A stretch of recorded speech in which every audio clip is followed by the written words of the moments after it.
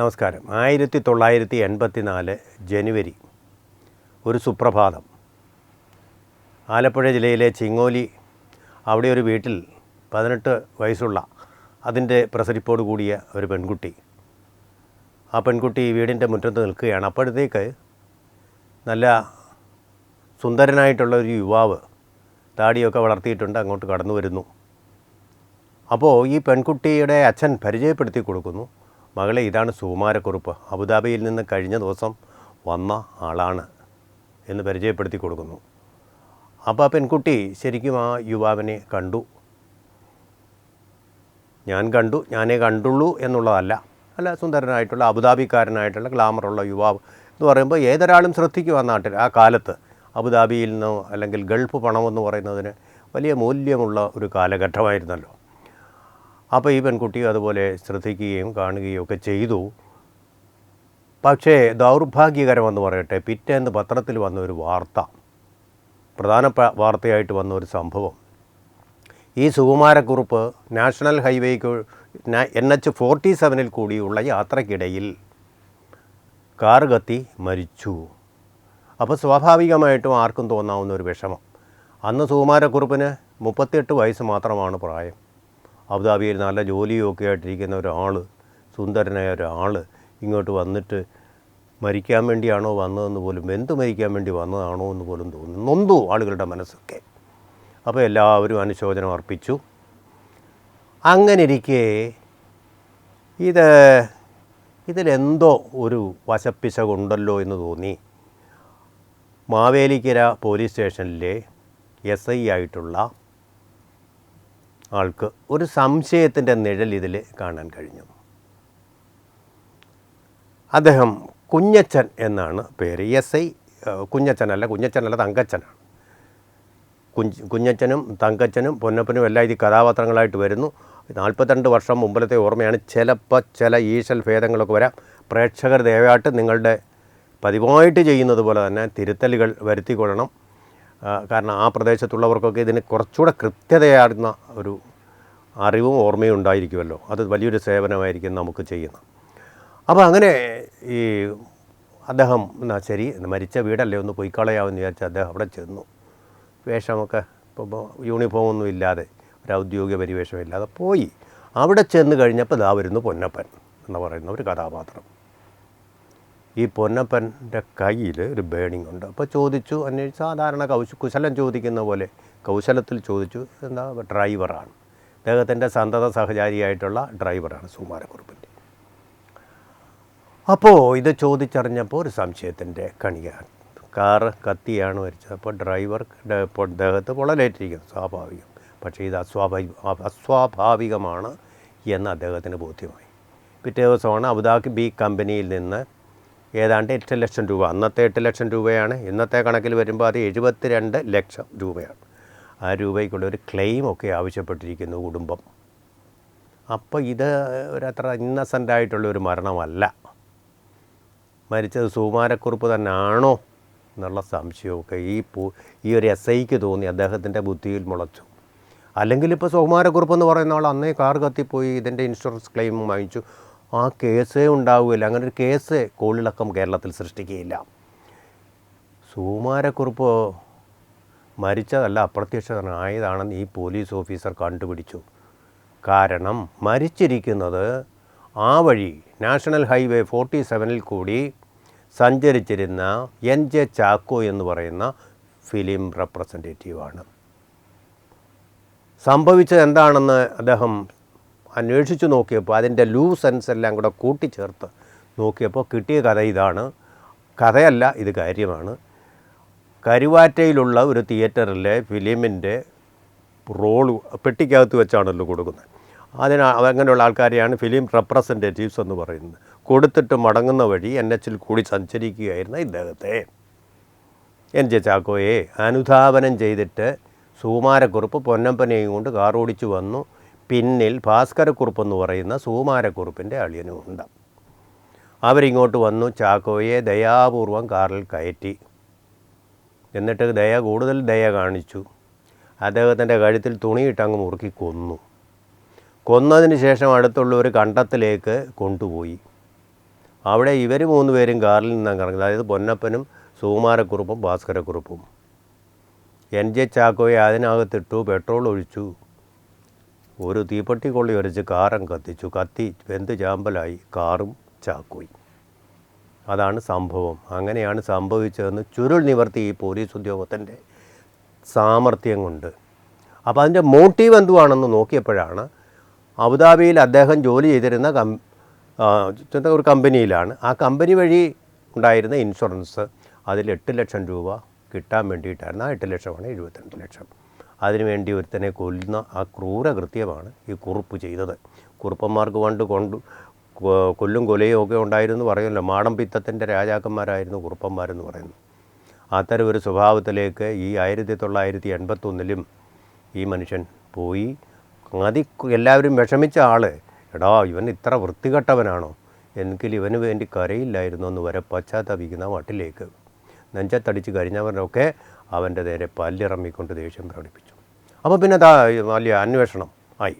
സുകുമാരക്കുറുപ്പ് എവിടെ നോക്കിയിട്ടും പരതിയിട്ടും വിദേശത്ത് പോയി നോക്കിയിട്ടും കാണാൻ പറ്റുന്നില്ല, ഒരു പിടിയില്ല. അസാധാരണമായ മെയ്വഴക്കത്തോടു കൂടി കുറുപ്പ് സ്ഥലം വിട്ടു.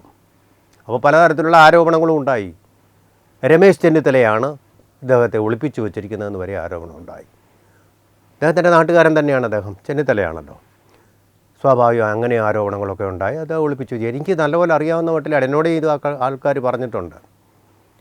ഞാൻ കേട്ടു, ഒരു ചെവി കൂടെ കേട്ടു, ഒരു ചെവി കൂടെ പോയി. ആ രമേശ് ചെന്നിത്തലയാണിന്ന് കേരളത്തിൻ്റെ ആഭ്യന്തരമന്ത്രി. ആ ആഭ്യന്തരമന്ത്രി ഒരു യൂട്രൈനും എടുക്കാതെ അദ്ദേഹത്തിൻ്റെ വകുപ്പ് മുന്നോട്ട് പായിച്ചുകൊണ്ടിരിക്കുകയാണ്. ഓർക്കണം, ഓപ്പറേഷൻ തുഫാൻ എന്ന് പറയുന്നത് വമ്പിച്ച ഒരു വിജയമാക്കി അദ്ദേഹം കൊണ്ടുപോയിരിക്കുന്നു. ഇപ്പോൾ കേരളത്തെ അനുകരിച്ചുകൊണ്ട് ഇപ്പോൾ തെലങ്കാന, കർണാടക എന്നീ സംസ്ഥാനങ്ങളും കേരളത്തോട് ഐക്യദാർഢ്യം പ്രകടിപ്പിച്ചുകൊണ്ട് അതിലേക്ക് വന്നിരിക്കുക. കേരളത്തിലെ ഏറ്റവും സഫലമായിട്ട് ഭരിക്കുന്ന, ഏറ്റവും കൂടുതൽ എഫിഷ്യൻ്റായിട്ട് ഭരിക്കുന്ന ആരെന്ന് ചോദിച്ചാൽ, അല്ലെങ്കിൽ ഈ മന്ത്രിസഭയിലെ മുഖ്യമന്ത്രി ഉൾപ്പെടെ മാർക്കിട്ട് കഴിഞ്ഞാൽ ഏറ്റവും കൂടുതൽ മാർക്ക് കിട്ടുന്നത് PSCക്കാരിട്ട് ശരിയാവില്ല കേട്ടോ, അതിൽ ചിലപ്പോൾ മാർക്ക് മാറിപ്പോവും, തിരിമറി വരും. ഇവിടെ ശരിയായിട്ട് മെറിറ്റുള്ള ഒരു പ്രൊഫസർ മാർക്കിട്ടാൽ ഏറ്റവും കൂടുതൽ മാർക്ക് കിട്ടുക ഇപ്പോൾ ഇന്നത്തെ അവസ്ഥയിൽ ഞാനീ പറയുന്ന നിമിഷം വരെ വെച്ച് നോക്കുമ്പോൾ രമേശ് ചെന്നിത്തല ഒരു സംശയമില്ല. ഓപ്പറേഷൻ തൂഫാൻ കൊണ്ട് തന്നെ അതിൻ്റെ ആ ഒരു മന്ത്രി എന്നുള്ള നിലയിൽ അദ്ദേഹം കാണിച്ച വൈഭവം, അല്ലാതെ ഇപ്പോൾ ഇതുകൊണ്ട് ഈ മയക്കുമരുന്നെല്ലാം അങ്ങ് ഇല്ലാതായി തീരുമെന്നുള്ള മൂഢവിശ്വാസം കൊണ്ടൊന്നും അല്ല. ആ ഒരു മന്ത്രി ചെയ്യേണ്ട ഒരു കടമ നിർവഹിച്ചു എന്നുള്ളതിൽ. അപ്പോൾ ആ രമേശ് ചെന്നിത്തല തന്നെ ഇപ്പോൾ ഈ ഫയൽ ഓപ്പൺ ചെയ്തിരിക്കുന്നു. എങ്ങനെ, എന്തുകൊണ്ട്? ഈ രത്നമ്മ എന്ന് പറയുന്ന ആൾ പിൽക്കാലത്ത് 18 വയസ്സുണ്ടായിരുന്ന ആ കുട്ടി പിൽക്കാലത്ത് ജാർഖണ്ഡ് ജനറൽ ആശുപത്രി, ജാർഖണ്ഡിലെ ബൊക്കാറോ, പണ്ട് അന്ന് ബീഹാറിൻ്റെ ഭാഗമായിരുന്നു അത്, ബൊക്കാറോയിലെ ജനറൽ ആശുപത്രിയിൽ ചേർന്നു. അവിടെ നഴ്സിങ്ങിന് അവസാന വർഷം പരിശീലിച്ചുകൊണ്ടിരിക്കെ അവർ ഒരു കാര്യം കേൾക്കാനിടയായി. ഒരു മലയാളി വന്നിരിക്കുന്നു, അയാൾക്ക് 18 ഭാഷകൾ അറിയാം. 18 ഭാഷ എന്ന് പറഞ്ഞാൽ ഈസ് എ പോളിഗ്ലോട്ട്. നമ്മുടെ ശശി തരൂരിന് വരെ 14 ഭാഷകളെ അറിയാം.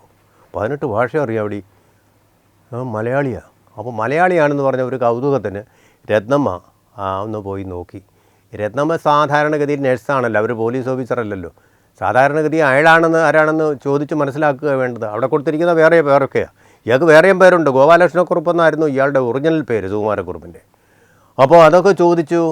ഞാൻ ചോദിക്കുന്നതിന് പകരം ഞാൻ ചിങ്ങോലിയിലെയാണ്, എന്നെ അച്ഛൻ അന്ന് പരിചയപ്പെടുത്തിയായിരുന്നു 1981 എന്നൊക്കെ പറഞ്ഞ് പരിചയപ്പെട്ടു. അയാൾ കാര്യമായിട്ട് താല്പര്യമൊന്നും കാണിച്ചില്ല. എന്നാൽ ചെന്ന് ഇവൻ ആരാണെന്ന് അറിയാമെന്ന് വിചാരിച്ച് വാശിയോടെ രത്നമ്മ എന്നപ്പോഴത്തേക്കും അയാൾ തലം വിട്ടിരുന്നു. അവിടുന്ന് പോയി ഇത് കാര്യം ഇവരെ അറിയിച്ചു, കേരള പോലീസിനെ അറിയിച്ചു. കത്തൊന്നും എഴുതിയില്ല, പക്ഷേ വിവരം വിളിച്ചറിയിച്ചു. കേരള പോലീസ് ഫയൽ ഓപ്പൺ ചെയ്തിട്ട് ഒന്നുകൂടെ അവിടെ വന്ന് അന്വേഷിച്ചു. പക്ഷേ വീണ്ടും സുകുമാരക്കുറുപ്പിൻ്റെ പൊടി പോലും കിട്ടിയില്ല. അപ്രത്യക്ഷനായി. വീണ്ടും പോലീസിനെ വീണ്ടും വെട്ടിച്ചു, വിദഗ്ധമായിട്ട് വെട്ടിച്ചു. ഇപ്പോൾ രത്നമ്മ 60 വയസ്സായിട്ട് റിട്ടയർ ചെയ്ത് ബൊക്കാറോ ആശുപത്രിയിൽ നിന്ന് അവരുടെ സ്വന്തം സ്ഥലമായിട്ടുള്ള ചിങ്ങോലി വന്നിട്ടുണ്ട്. ഇപ്പോൾ രത്നമ്മ ശിവരാജനായിട്ടാണ്. ആ രത്നമ്മ ശിവരാജൻ ഇപ്പോഴും ഉറപ്പിച്ച് പറയുന്നത് താൻ കണ്ടത് സുകുമാരക്കുറുപ്പിനെ, സാക്ഷാൽ സുകുമാരക്കുറുപ്പിനെ തന്നെയാണ്, നാട്ടുകാരനാണ്. അപ്പോൾ അത് വ്യക്തമായിട്ടിപ്പോൾ അവർ പറയുക. ഞാൻ മനസ്സിലാക്കുന്നത് രമേശ് ചെന്നിത്തല ഈ കാര്യത്തിൽ സോത്സാഹവാനായിട്ട് തന്നെ ഉത്സാഹത്തോടു കൂടി തന്നെ അന്വേഷണം പുനരാരംഭിക്കാൻ, ഇത് പുനരാരംഭിക്കുക എന്ന് പറഞ്ഞാൽ റീ ഓപ്പൺ അല്ല, റിവ്യൂ, ഒരു സാങ്കേതികത റിവ്യൂ ചെയ്യാൻ. കാരണം പിടികിട്ടാപ്പുള്ളികൾ അല്ലെങ്കിൽ ഫ്യൂജിറ്റീവുകൾ ഉള്ള കേസുകളിൽ ഇടയ്ക്കിടയ്ക്ക് റിവ്യൂ വേണം. അങ്ങനെ റിവ്യൂ നടത്തിക്കൊണ്ടിരിക്കുകയാണ്. അത് ഏറ്റവും എഫിഷ്യൻ്റായ തരത്തിൽ നടത്തി. ഈ 88 അവിടെ വന്നത്, ഇപ്പോൾ 80 വയസ്സായി കാണും സുകുമാരക്കുറുപ്പിന് കാലഗണന വെച്ച് നോക്കിയാൽ. ആ 88 അവിടെ വന്നിട്ട് പോയത് ചികിത്സയ്ക്ക് വന്നയാൾ സുകുമാരക്കുറുപ്പ് തന്നെയാണോ എന്ന് ഉറപ്പിക്കാൻ കേരള പോലീസിന് കഴിഞ്ഞാൽ അവർക്ക് ഈ കേസിലൂടെ നഷ്ടപ്പെട്ട ആ ഒരു പ്രതാപമുണ്ടല്ലോ, അത് വീണ്ടെടുക്കാൻ പറ്റും. അതും കൂടെ രമേശ് ചെന്നിത്തലയ്ക്ക് സാധിച്ചു കഴിഞ്ഞാൽ അത് കേരളത്തിന് വമ്പിച്ച ഒരു നേട്ടമായിരിക്കും. അതിനുള്ള ഒരു വഴികളൊക്കെ അദ്ദേഹം തുറന്നിട്ടുണ്ടെന്നാണ് ഞാൻ മനസ്സിലാക്കുന്നത്. ഇദ്ദേഹം സതീശനെ തോൽപ്പിക്കാൻ വേണ്ടിയൊന്നും ആയിരിക്കില്ല, പക്ഷേ ഫലത്തിൽ സതീശനേക്കാൾ കൂടുതൽ എഫിഷ്യൻ്റായിട്ട് പ്രവർത്തിക്കുന്നത് ഇദ്ദേഹമാണെന്ന് കേരളത്തിന് ബോധ്യപ്പെടും. എന്തുകൊണ്ടെന്ന് വെച്ചാൽ സതീശൻ യൂ ടേൺ എടുക്കുകയാണ്, വീണ്ടും യൂ ടേൺ എടുക്കുകയാണ്. അദ്ദേഹം ഓരോരോ കാര്യങ്ങൾ ചോദിക്കുമ്പോൾ ദേശാഭിമാനി വന്ന വാർത്തയുടെ കാര്യം പറയുകയാണ്. വാട്ട് അബൌട്ട് അതിനകത്ത് വാർത്ത വെച്ചിട്ട് കഴിഞ്ഞ ദിവസം പറഞ്ഞാൽ ദേശാഭിമാനി വന്ന ഒരു വാർത്ത കണ്ടില്ലേ, അത് നേരത്തെ അവർക്കറിയാം. അപ്പോൾ ദേശാഭിമാനി വരുന്ന വാർത്തകൾ അദ്ദേഹം വിശ്വസിക്കുന്നുണ്ടെന്നാണ് നമ്മൾ മനസ്സിലാക്കേണ്ടത്. ദേശാഭിമാനി വന്ന പത്രം കേരളത്തിൽ സർക്കുലേഷനിൽ 3ാമത്തെ സ്ഥാനത്തായിരിക്കുന്നത് അത് അടിച്ചേൽപ്പിക്കപ്പെടുന്നതുകൊണ്ട് NGO യൂണിയൻകാരുടെ എല്ലാം വീട്ടിൽ ഇത് നിർബന്ധമായിട്ട് അടിച്ചേൽപ്പിക്കും. അല്ലെങ്കിൽ അവർ സ്ഥലം മാറ്റം മുതലായ കാര്യങ്ങൾ വരുമ്പോൾ ഇടപെടുകയില്ല, അല്ലെങ്കിൽ ദൂരേക്ക് സ്ഥലം മാറ്റം ഏർപ്പാട് ചെയ്യും അവരുടെ ഗവൺമെൻറ് ഇരിക്കുന്ന കാലത്ത്. ഇത് പേടിച്ചിട്ടാണ് പലരും ഈ പത്രത്തിന് പണ്ടാരടങ്ങാനെന്നും പറഞ്ഞ് സബ്സ്ക്രിപ്ഷൻ കൊടുക്കുന്നത്. ആരും തുറന്നു നോക്കാറില്ല, കാരണം വിശ്വസിക്കാൻ പറ്റുന്ന വാർത്തകളല്ല, പാർട്ടി വർത്തമാനങ്ങളാണ്. അപ്പോൾ അതുകൊണ്ട് ഇപ്പോൾ പറയുന്നു, അതിനകത്ത് വന്ന ഒരു വാർത്ത കാണിച്ചുകൊണ്ടാണ് ഇദ്ദേഹം ഇപ്പോൾ MSC കമ്പനി ഓഹരി, അദാനിയുടെ ഓഹരി വിലയ്ക്ക് വാങ്ങിക്കുന്നത്. അതിൻ്റെ കാരണക്കാർ പിണറായി വിജയനാണ്. എന്ത് ദുർബലമായ വാദങ്ങളൊക്കെ പറയുന്നത്. ദേശാഭിമാനിലെ വാർത്തയാണോ അതിനെ അടിസ്ഥാനമാക്കേണ്ടത്? അവർക്കറിയാമായിരുന്നു എന്നുള്ളതിനെ ഗവൺമെൻറ്റിൻ്റെ കയ്യിലുള്ള രേഖകൾ വെച്ചല്ലേ ഇത് പറയേണ്ടത്. ദേശാഭിമാനിയെ രേഖയാകുമ്പോൾ ദേശാഭിമാനിയെ നിങ്ങൾ ഗ്ലോറിഫൈ ചെയ്യല്ലേ ചെയ്യുന്നത്. എന്ത് അബദ്ധമാണ് ഈ കാണിക്കുന്നത്? ഇങ്ങനെയുള്ള അബദ്ധങ്ങളൊന്നും പറ്റാതെ ഇങ്ങനെയുള്ള യൂ ടേണുകൾ എടുക്കാതെ സമർത്ഥമായിട്ട് മുന്നോട്ട് പോവുകയാണ് ചെയ്യുന്നത് രമേശ് ചെന്നിത്തല. അതുകൊണ്ടാണ് പറയുന്നത്, ഒരു നല്ല മന്ത്രിയെ പോലെ അദ്ദേഹം കാര്യങ്ങൾ മുന്നോട്ട് നീക്കിക്കൊണ്ട് പോകുന്നു. ഇവർ തമ്മിലൊരു സ്പ്ലിറ്റ് ഉണ്ടാക്കാൻ വേണ്ടി ഒന്നും പറയുന്നതല്ല, ഉണ്ടായാലും അതെൻ്റെ കുഴപ്പമില്ല. എന്തായാലും ശരി, ഇങ്ങനെ പോയിക്കൊണ്ടിരിക്കുമ്പോൾ നമ്മൾ മനസ്സിലാക്കേണ്ടതായിട്ടുള്ള ഒരു കാര്യം നമ്മളെല്ലാവരും ഓർക്കുന്നുണ്ടാവും. VD സതീശനേക്കാൾ പ്രായമുള്ളത് ഞാനാണ്, സീനിയർ ഞാനാണ്, എന്നെ ഒന്ന് പരിഗണിക്കണമെന്ന് ഡൽഹി ഹൈക്കമാൻഡിൽ ചെന്ന് പറഞ്ഞിട്ട് ഇദ്ദേഹം പോകുന്നു. എന്നിട്ട് വീട്ടിൽ വരുന്നുണ്ടോ, മുഖ്യമന്ത്രിയായിട്ട് വിളിക്കുന്നുണ്ടോ എന്ന് നോക്കി കാത്തിരുന്നു ഇദ്ദേഹവും. കുറേ ആൾക്കാർ വന്ന് അദ്ദേഹത്തിന് വേണ്ടിയിട്ട് ലഡ്ഡു പൊട്ടിക്കാനും പടക്കം പൊട്ടിക്കാനുമായിട്ട് കാത്തു നിന്നു. പക്ഷേ ഒന്നും സംഭവിച്ചില്ല. VD സതീശനാണെന്ന് അറിഞ്ഞ നിമിഷം അദ്ദേഹം മുൻവശത്ത് വന്ന ആളുകളെ കാണുക പോലും ചെയ്യാതെ വീടിൻ്റെ പുറകുവശത്തോട് കറങ്ങി ഗുരുവായൂരിലേക്കാണ് നേരെ നിഷ്ക്രമിച്ചത്. ഒരു പിടിയും കിട്ടിയില്ല. അദ്ദേഹം മന്ത്രിസഭയിൽ ചേരുമോ ഇല്ലയോ എന്നൊക്കെ ആകെപ്പാടെ എല്ലാവർക്കും വെപ്രാളമായി. അദ്ദേഹം ഗുരുവായൂരപ്പനെ തൊഴുതു. എന്ത് വേണം, മന്ത്രിസഭയെ സ്വീകരിക്കണോ?